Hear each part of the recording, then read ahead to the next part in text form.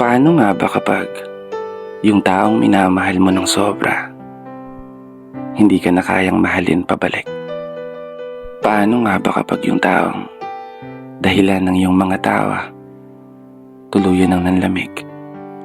Paano ka nga ba magsisimula ulit?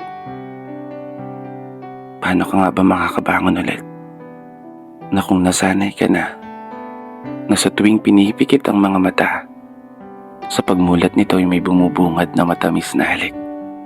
Mga halik na hindi nababalik. Mga halik na magpapahiwatig sa kung gaano kapait at kung gaano kasakit yung bigla ka na lang ipagpalit. Minsan di ko rin maintindihan yung takbo ng kapalaran.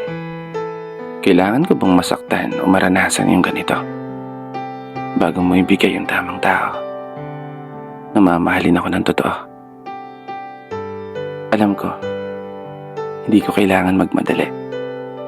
Pero paano nga ba ako magtitiwala ulit kung sa bawat pagsugal ay palaging sakit ang kapalit? Kailan ba ako magiging masaya? Kailan ba darating yung tamang tao na para sa akin? Isang tao na kaya kong mahalin ng totoo at isang tao na kaya kong unawain.